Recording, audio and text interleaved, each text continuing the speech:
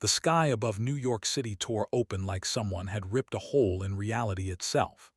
Purple light spilled through the breach, and from it came beings that humanity had never imagined in its worst nightmares. They called themselves though Earth would not learn this name for several days. They were creatures of pure energy wrapped in crystalline shells that reflected light in impossible ways. They had conquered 847 dimensions before they found Earth, and they expected this one to fall just as easily as all the others. The first wave hit 5 cities at once: New York, Tokyo, London, Mumbai. They deployed their standard invasion protocol, the same strategy that had worked on nearly 1,000 worlds. Psychic waves of pure terror rolled through the streets, sending civilians running in panic. Massive harvester machines descended from the portals, their purpose clear and terrible. Behind them came the warriors, each one standing over 8 feet tall, wielding weapons that turned matter into ash with a single pulse of energy. Earth's conventional military responded exactly as the predicted. Tanks rolled into position. Fighter jets screamed through the sky. Naval vessels launched missiles from the ocean. For 72 hours, humanity threw everything it had at the invaders. The result was a massacre, but not the kind they expected. Human tanks melted under focused plasma fire. Aircraft were plucked from the sky by gravitational weapons that crushed metal like paper. Ships sank beneath waves of force that carved through steel hulls as if they were butter. Commander or watched the battles from his command fortress in what humans call the Colorado Rockies. He had overseen 63 successful invasions in his career. This one should have been over already. The indigenous population was primitive by standards. They still used chemical propulsion and kinetic weapons. Their communications were slow and easily intercepted. Everything suggested this would be a simple harvest operation, another world added to the Empire's growing collection. But then the reports started coming in. Strange reports, disturbing reports. A supply depot in occupied Denver went dark. When reinforcements arrived, they found 30 guards dead. No sign of a battle, no evidence of heavy weapons, just bodies, each killed with brutal efficiency. A command post in the mountains stopped responding to communications. A search team found it empty except for spray-painted words on the wall in the local language. The translation puzzled what was a Delta Force, and why were they sending regards? Or dismissed the first incidents as isolated problems. Perhaps some human military units had escaped the initial purge. They would be hunted down and eliminated. But the incidents continued. A patrol of 20 warriors vanished in the ruins of Tokyo. A harvester machine was found destroyed in Mumbai, its operators gone without a trace. In London, an entire platoon reported contact with hostile forces, then their signals simply stopped. The pattern made no sense to tactical analysts. These attacks came from nowhere. Human survivors should have been running, hiding, trying to evacuate to safe zones. Instead, small groups were moving through occupied territory as if they owned it. They struck without warning, killed with precision, and vanished before reinforcements could arrive. Video feeds showed brief glimpses of figures in strange clothing, faces covered, moving with a fluid grace that seemed impossible for such a primitive species. Intelligence officer studied the footage in her analysis chamber aboard the orbital command ship. She had fought guerrilla forces before on other conquered worlds. She understood insurgency tactics and resistance movements. But this was different. These humans operated with a level of sophistication that contradicted everything the thought they knew about Earth's capabilities. The attackers used no radio communications that could intercept. They moved through sensor nets as if invisible. They seemed to know where patrols would be before the patrols themselves received their orders. Most disturbing of all, they took no prisoners and left no evidence beyond their dead. It was as if ghosts were hunting soldiers in the darkness. Or received a priority alert during his evening meditation cycle. 3 observation posts along the perimeter of his fortress had stopped responding. He immediately ordered a full security sweep. Sensors showed nothing unusual. Thermal imaging detected only life signs. Guard posts reported all quiet. Everything appeared normal. The attack began at exactly 3 in the morning local time. There was no bombardment, no mass charge of desperate human soldiers, no warning at all. The fortress's outer guards simply started dying. Security feeds showed brief muzzle flashes in the darkness, then nothing. By the time the alarm sounded, the attackers were already inside the walls. Or watched through security cameras as his fortress descended into chaos. Human soldiers moved through corridors like flowing water, their movements coordinated with inhuman precision. They cleared rooms with a speed that belief. Warriors, each one a veteran of multiple campaigns, fell to precisely aimed fire before they could even identify their attackers. The humans used the fortress's own layout against its defenders, appearing from unexpected angles, using blind spots that they didn't know existed in their own base. The commander ordered his elite guard to form a defensive line around the central command chamber. 50 of his best warriors, armed with the Empire's most advanced weapons, created a wall of crystalline armor between the attackers and their objective, or felt confident. These were not the panicked human soldiers his forces had fought in the first days, but they were still primitive beings with primitive weapons. They could not possibly breach a formation of elite warriors. The lights went out. Emergency power should have activated immediately. It didn't. In the absolute darkness or heard sounds he would remember for the rest of his life. The distinctive crack of human firearms, the crystalline shattering of armor, the screams of his elite guard dying in the dark, and underneath it all, the sound of calm human voices, speaking in short bursts, coordinating their assault with chilling efficiency. When the lights came back on or was alone, his elite guard lay dead around him. The central intelligence core of his fortress, containing vital strategic data, was being disconnected by a team of humans dressed in black. They worked with practiced efficiency, ignoring him completely, as if he posed no threat at all. Their faces were covered, their movements precise. One of them noticed or watching and raised his weapon. The commander braced for death. But the human didn't fire. Instead, he spoke into a communication device in his own language, then gestured for his team to finish their work. Within minutes, they had extracted the intelligence core and were moving toward the exit, or tried to activate the base's self-destruct protocol, but his access codes had been locked out. Someone had already seized control of his own fortress's systems. The humans vanished as quickly as they had appeared, or shaking with a fear he had not felt in centuries, managed to activate his personal communicator. "This is Commander or to Fleet Command. My fortress has been compromised. 3,000 warriors dead. The intelligence core has been captured. The enemy was, I don't know how many, maybe 20 humans, maybe less. Request immediate reinforcement and medical assistance." The response from Fleet Command was disbelief, then anger, then growing concern. 3,000 warriors dead, killed by a handful of humans. It seemed impossible. But when the reinforcement teams arrived at dawn, they found exactly what Or had described. A fortress full of dead, no human casualties, and a message spray-painted on the wall in crude human letters. SFODD sends its regards. Added the fortress assault to her growing file on these mysterious human attackers. She had requested permission to access Earth's communication networks, and what she found chilled her. These weren't random survivors. They were something humanity called Special Operations Forces. Elite warriors trained specifically for the kind of warfare they had never encountered. They didn't fight to hold ground or win battles. They fought to kill, sabotage, and spread fear. They were ghosts by design, and they were very, very good at their work. Supreme Overlord Red's report aboard his flagship hovering above Earth's Atlantic Ocean. The invasion was 3 weeks old, and his forces controlled less territory than they should have after 3 days. 23% of his warriors were combat ineffective, not from conventional warfare, but from these ghost attacks. Supply lines were compromised. Command structures were being systematically dismantled. And his warriors, veterans of countless successful invasions, were beginning to show signs of something the military had not encountered in generations. They were beginning to show fear.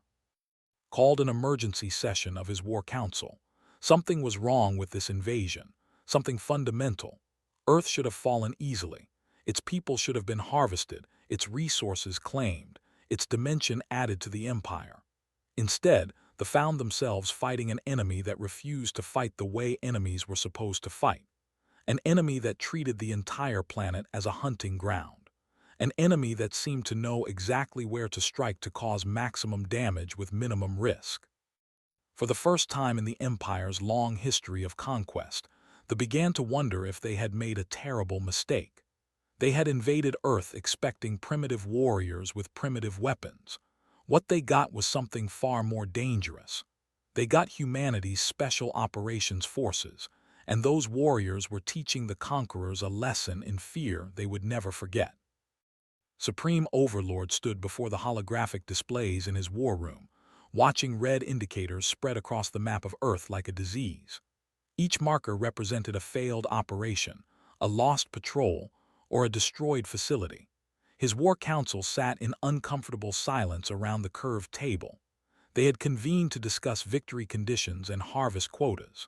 Instead, they were discussing why their invasion was stalling against what should have been an insignificant opponent. General activated a video file.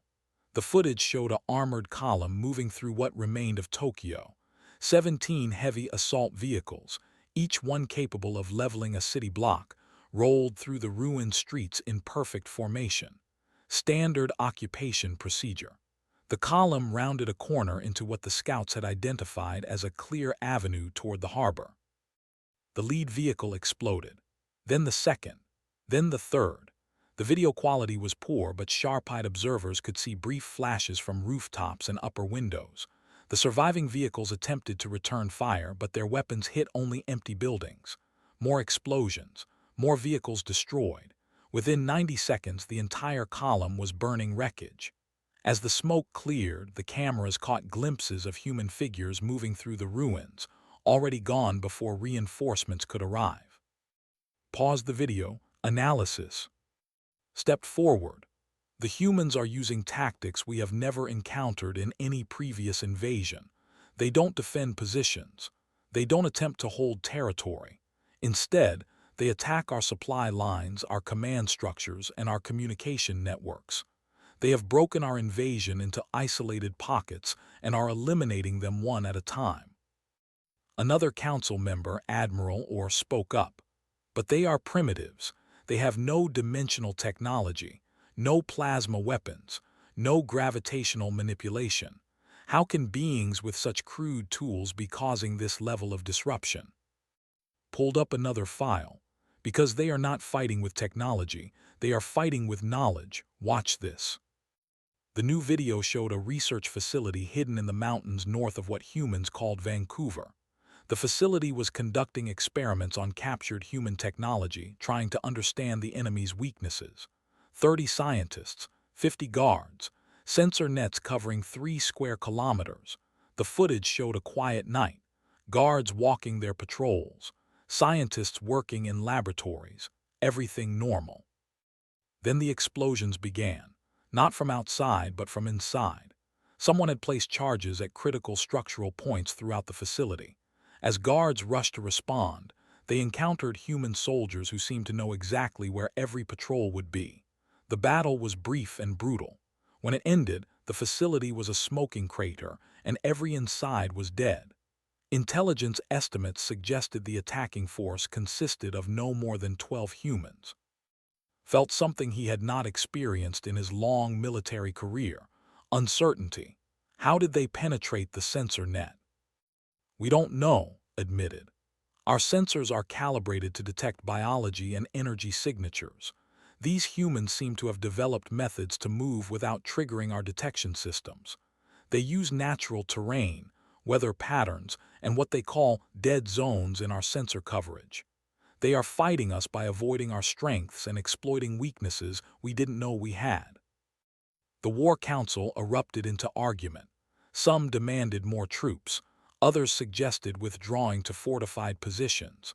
A few even whispered about abandoning this dimension entirely, silenced them with a gesture.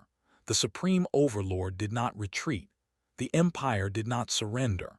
If these human warriors wanted a fight, he would give them one. Deploy the Null Guard, ordered. The Council fell silent. The Null Guard were the Empire's most elite forces, warriors bred and trained specifically to hunt insurgents across conquered dimensions. They were the answer to guerrilla warfare. Each member had decades of training in unconventional combat. They were hunters, and they had never failed to eliminate a resistance movement. Nodded slowly. It will take time to bring them through the dimensional breach, 3 days minimum. Make it 2, said, and send a message to all occupation forces. Increase patrols, harden defensive positions, and most importantly, make it clear that any human taken alive is to be interrogated about these special operations forces. I want to know where they come from, how they train, and how many of them exist. While they prepared their response, humanity was doing the same. In a hardened bunker 300 feet below what remained of West Virginia, General Sarah stood before a gathering of the deadliest warriors on Earth. The room contained representatives from more than 20 nations: Delta Force, SEAL Team 6, SAS, JTF-2, 13, GIGN, GSG-9. Every major special operations unit that had survived the initial invasion had sent their best operators to this meeting. Kept her briefing simple. Conventional warfare failed, not because our soldiers weren't brave, not because our equipment wasn't good enough. It failed because we tried to fight the way they wanted us to fight. Stand-up battles, force against force. That's their game, and they've been playing it for centuries across hundreds of dimensions. We can't win that way. She activated a display showing a map of occupied territories. Red zones marked control, but scattered throughout the red were small blue dots: successful special operations missions, supply depot destructions, command post eliminations, intelligence gathering raids. But this, continued, gesturing to the blue dots, this is our game: unconventional warfare, asymmetric tactics, operating in the shadows and making the enemy afraid of the dark. They have never faced an enemy like us before. They expect resistance to be disorganized, desperate, and easy to crush. Instead, they're getting professional military units executing coordinated operations across the entire planet. We're not just surviving, we're winning. A British SAS commander raised his hand. What about their new forces? Intelligence suggests they're bringing in specialized troops. Good, said with a cold smile. Let them bring their best. We'll teach them the same lesson we've been teaching all the others. This is our planet. We know every mountain, every city, every place to hide, and every place to fight. They're invaders in a foreign land. We're defenders on home ground. And special operations forces have been teaching that lesson to overconfident invaders for centuries. The meeting broke down into smaller tactical sessions. Operators from different nations shared intelligence, coordinated operations, and planned strikes against high-value targets. Language barriers were overcome through shared professional understanding. These were warriors who spoke the universal language of violence and understood the grammar of guerrilla warfare. They didn't need lengthy explanations. They needed targets, and Earth provided plenty of those. 3 operations launched simultaneously 48 hours later.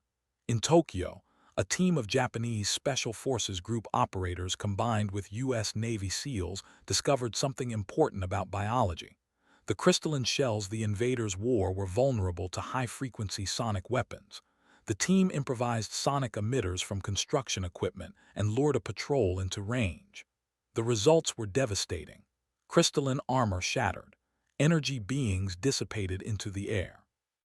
An entire squad eliminated without firing a single bullet. In Siberia, Russian and British SAS operators used the environment itself as a weapon. They identified an armored column moving through a mountain pass and spent 3 days preparing the trap. When the column entered the kill zone, precisely placed explosive charges triggered a massive avalanche. 1 million tons of snow and ice, buried them so deep that recovery teams would never find them. In Nevada, Delta Force operators conducted the most important raid yet. They breached a research facility and discovered the secret that would change the entire war. They used dimensional anchor technology to exist in Earth's reality. These anchors required constant calibration to maintain stability. Disrupt the anchors and they would phase out of existence, pulled back to their home dimension. The operators killed every guard, stole the anchor technology, and escaped before reinforcements arrived. But they were adapting too. The Null Guard arrived on Earth and immediately deployed to hunt the human operators. These were not the standard warriors. They moved differently, thought differently, fought differently. They understood ambush tactics and counterinsurgency warfare. They had hunted guerrilla forces across dozens of dimensions and eliminated them all. The first encounter happened in the tunnels beneath Paris. A GIGN unit was moving through the old metro system, heading toward a supply depot. Their intelligence said the route was clear. Their intelligence was wrong.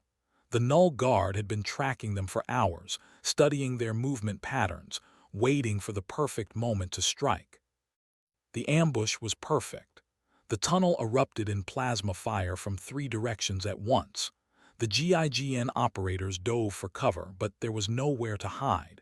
2 men died in the first seconds. 3 more were wounded.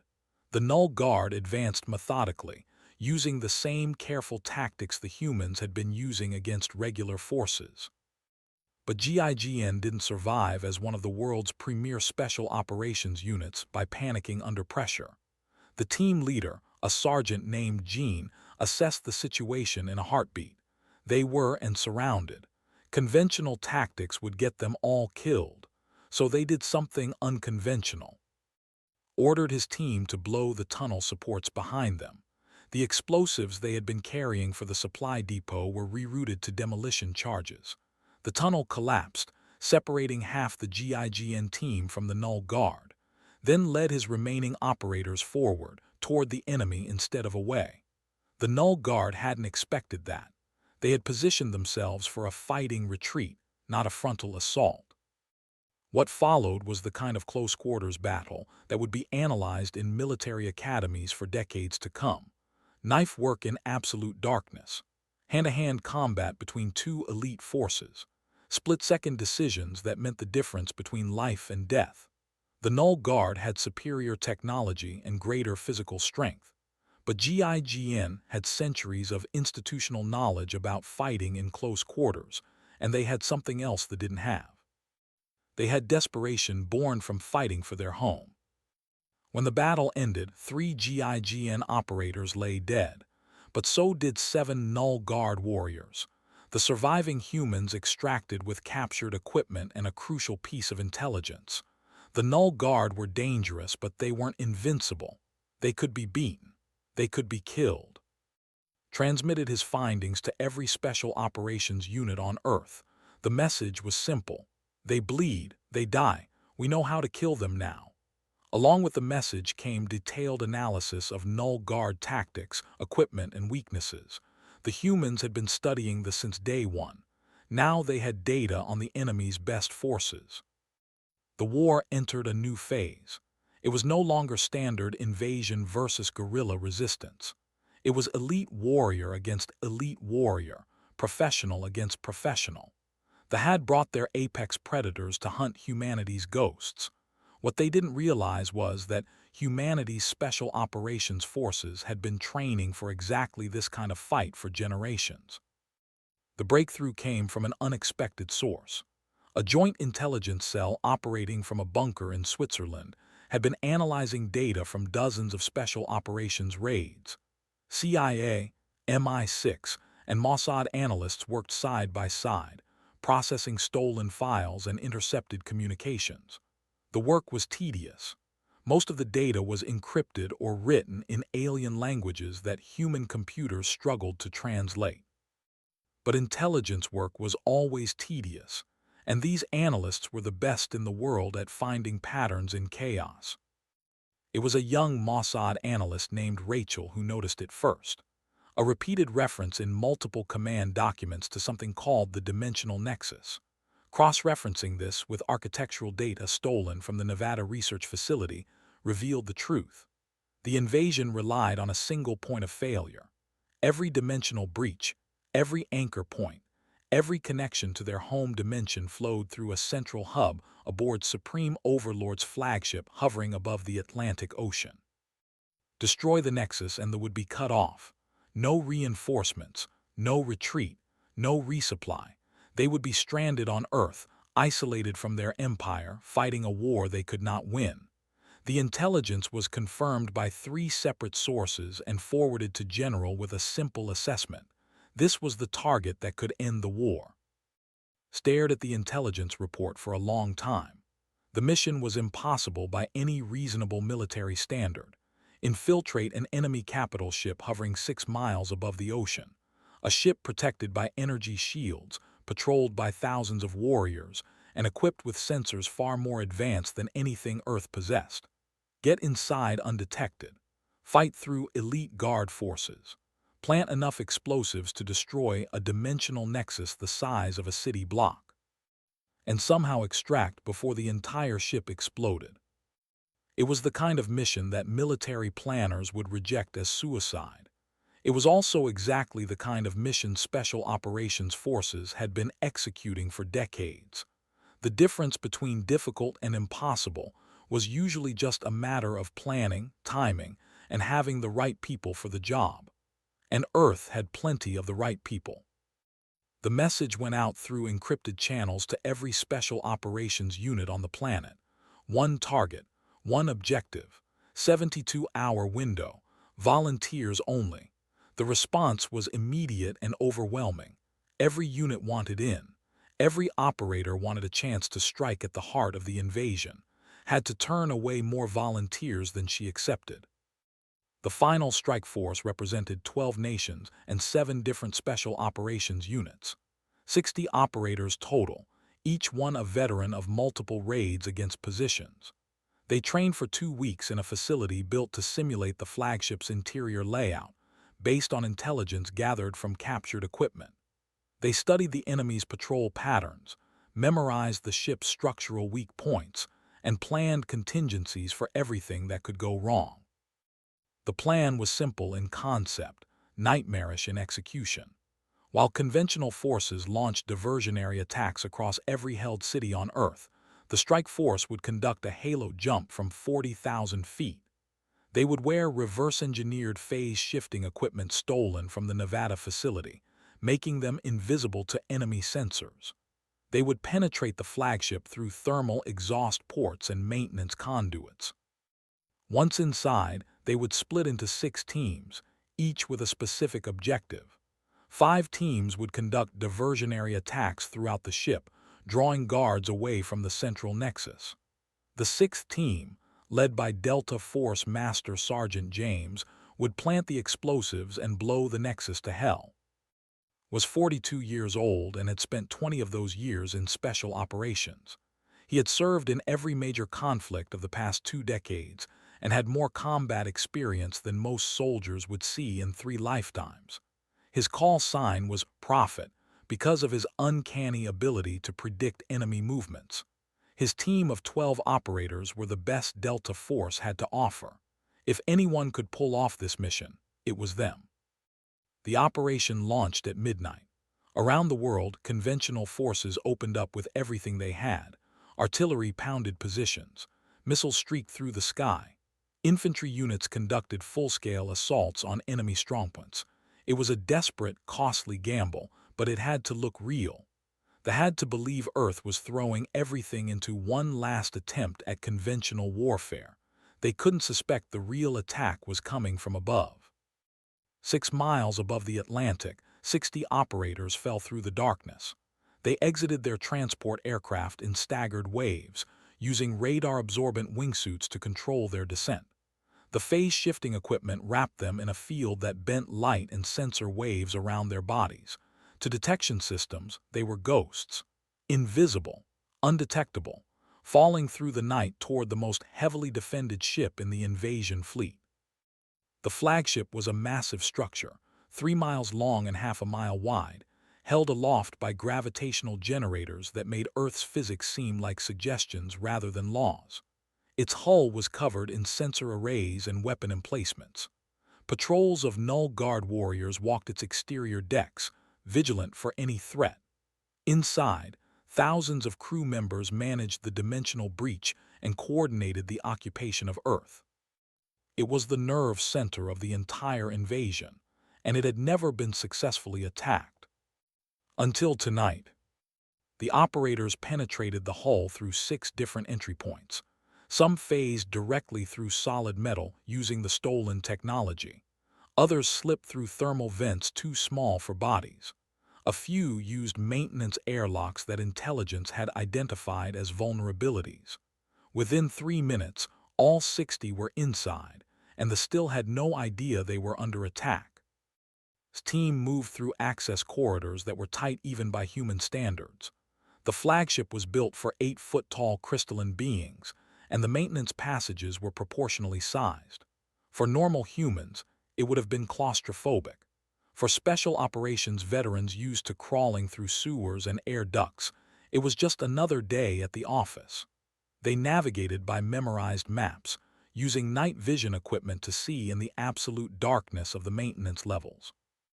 The first indication they had of trouble came when an ammunition depot on the port side exploded. One of the diversionary teams had found exactly what they were looking for and turned it into a massive bomb. Alarms blared throughout the ship. Thousands of warriors rushed toward the explosion, exactly as planned. While they dealt with the fire and tried to contain the damage, the other team struck. Another explosion on the starboard side. A third in the aft sections. The flagship descended into organized chaos. His team used the confusion to reach the central nexus. They emerged from maintenance corridors into a cathedral-sized chamber that housed the dimensional anchor technology. The nexus itself was a sphere of pure energy 50 feet in diameter, held in place by 6 massive support columns covered in alien symbols and pulsing with power. Around it stood the last of elite null guard, 30 warriors who had been ordered to defend this location at all costs. And standing before them, weapon drawn, was Supreme Overlord himself. Assess the situation instantly. 31 enemies, 12 friendly operators. The room was wide open with minimal cover. A straight fight would get everyone killed, but hadn't survived 20 years of special operations by fighting straight fights. He signaled his team to spread out, using the support columns as cover, and spoke into his radio in clear English, knowing they could intercept and translate it. All teams, this is Prophet. We have reached the objective, initiating final phase. His translator rendered the words into. The Supreme Overlord understood immediately what was happening. These humans had penetrated his flagship, fought their way through his defenses, and reached the one place that could end the invasion. He raised his weapon and spoke in surprisingly clear English. You cannot win this. Even if you destroy the Nexus, you will all die here. Shrugged, never taking his eyes off the enemy.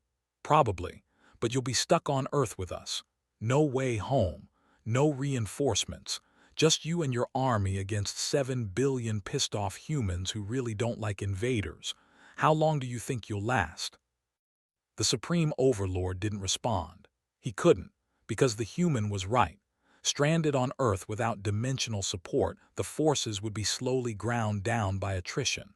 They might hold out for months, perhaps even years, but eventually they would lose. Earth had too many people, too much territory, and too much hatred for the invaders, and these special operations forces would never stop hunting them. The firefight that followed would be analyzed by military historians as one of the most intense close-quarters battles in human history. Plasma bolts lit the chamber like strobe lights. Human bullets sparked off crystalline armor. Operators and null guard warriors fought across every inch of the Nexus chamber, using support columns, equipment, and even the bodies of the fallen as cover. His team took casualties. 3 operators went down in the first minute, 2 more in the second. But they gave as good as they got, and Delta Force had trained for exactly this scenario. Himself went toe-to-toe with.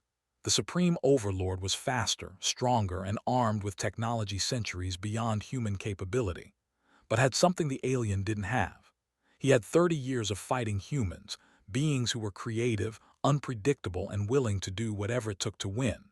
He feinted left, rolled right, and came up under his guard with a knife he had carried since his first deployment. The blade was cheap steel, $20 at any military surplus store. But driven with perfect precision into the seam of crystalline armor at the Supreme Overlord's neck, it was enough. Fell his energy form dissipating into the air. Around the chamber the remaining null guard faltered. Their commander was dead, the nexus was exposed, and the humans were planting explosive charges on every support column. A null guard warrior, the last one standing, spoke into his communicator. All forces, the nexus is compromised. I repeat, the nexus is compromised. Had been counting operators in his head, started with 12, down to 3 now including himself. The charges were set, timers activated, 60 seconds to detonation. He looked at his 2 surviving teammates, a SEAL named and a British SAS sergeant named Cooper. All 3 were wounded. All 3 knew they probably weren't getting out. Activated his radio. All teams, this is Prophet. Mission complete. In 60 seconds or not at all. It's been an honor serving with you. Responses came back from across the ship. Copy that, Prophet. See you on the other side. Understood. Tell my family I love them. Good work, Delta. We'll take it from here. The 3 operators ran. Behind them, reinforcements poured into the Nexus chamber trying to disarm the charges. They had 50 seconds, then 40, then 30, and Cooper reached a maintenance airlock just as the timer hit 15 seconds. They had no parachutes, no exfiltration plan, no hope of survival if they jumped from 6 miles up. But staying meant dying in an explosion that would tear the flagship apart. Cooper looked at, "Your call, Sergeant." Smiled. It was the kind of smile soldiers wear when they've accepted the worst and found peace with it. We didn't come here to survive. We came here to win. And we won. He reached for the airlock controls. The Nexus detonated. Across Earth, every dimensional breach destabilized simultaneously. Portals collapsed. Anchor points shattered. The connection to the home dimension severed in one catastrophic instant. On the flagship, the explosion tore through the central chamber and ripped outward, destabilizing the gravitational generators that kept the massive ship aloft. It began to fall, 6 miles of free fall toward the Atlantic Ocean below. And Cooper were thrown from the airlock by the force of the explosion. They tumbled through the air, 3 tiny figures falling alongside a dying capital ship. But as they fell, they saw other figures. Operators from the other teams, some in working phase shift suits, some without. All of them had known this was a one-way mission. All of them had come anyway, because that's what Special Operations Forces did. They took the impossible missions. They did the jobs no one else could do. And they never left anything unfinished. Of the 60 operators who infiltrated the flagship, 17 survived. They were picked up by a U.S. Navy submarine that had been waiting below, just in case someone made it out.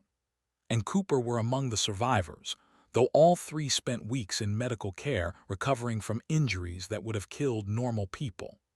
The other 43 operators were posthumously awarded every medal their respective nations could give. Their names were engraved on a memorial in the ruins of Washington, D.C., alongside the names of every soldier who had died fighting the invasion. The forces on Earth watched their lifeline home severed with growing horror. Commander, or now the highest-ranking surviving officer, understood immediately what had happened. The humans had done the impossible. They had struck at the heart of an empire and won.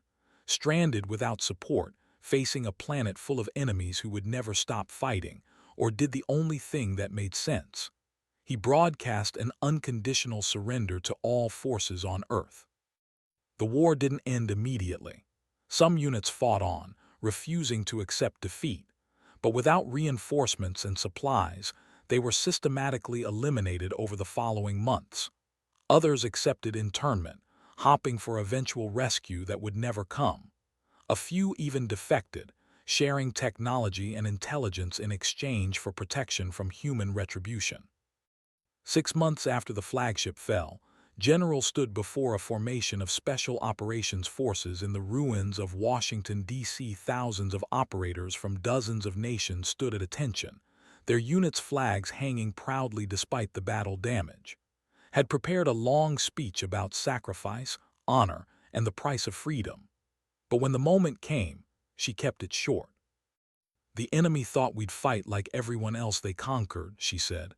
"They forgot one thing: humans don't fight fair, we fight to win, and we always protect our home." The formation erupted in applause. It wasn't military protocol, but no one cared. These were the warriors who had saved Earth from conquerors. They had earned the right to celebrate. In classified briefings that followed, military analysts from every surviving nation reached the same conclusion. Earth's Special Operations Forces hadn't just defeated an alien invasion. They had sent a message to the multiverse. Humanity might not be the strongest species, might not have the best technology, but they were absolutely the last species anyone should fight in the dark. Because humans had spent thousands of years perfecting the art of unconventional warfare, and they were very, very good at it. The Empire received Earth's final message 3 weeks later. It wasn't delivered through diplomatic channels or communication arrays. It was painted in letters a kilometer high across every dimensional observation post the Empire maintained near Earth's dimensional coordinates. The message was simple, written in dozens of Earth languages, but all saying the same thing. "Stay out, we know where you live now." Below the message were the insignias of every special operations unit on Earth: Delta Force, SEAL Team 6, SAS, GIGN, JTF-2, 13, and dozens more. A warning from humanity's deadliest warriors to an empire that had conquered 847 dimensions. They had invaded the 848th, and they had lost. In the archives, Earth received a new classification. The bureaucrats assigned it a code that translated roughly to Extreme Danger Quarantine Zone, Asymmetric Warfare Specialists. Do not engage under any circumstances. The file included detailed analysis of human special operations tactics, casualty reports that made military planners sick, and a final assessment that was brutally honest. "The humans do not fight with honor," the report concluded. "They do not follow conventional military doctrine. They do not respect the established rules of warfare. They fight to win by any means necessary, using tactics that are simultaneously brilliant and terrifying. Recommendation: avoid all contact with Earth. The indigenous population is far more dangerous than initial assessment suggested. This species should be considered a universal threat to any invasion force." The Empire, 847 dimensions strong, added Earth to the very short list of worlds they would never invade again. And across those dimensions, when warriors gathered to tell stories of their conquests, they always spoke in hushed tones about the dimension where the ghosts lived. The dimension where primitive beings with primitive weapons had defeated the Empire's best forces. The dimension called Earth, where humanity's Special Operations Forces had taught an empire what real warriors looked like. Humanity had sent its message to the multiverse, and the multiverse was listening.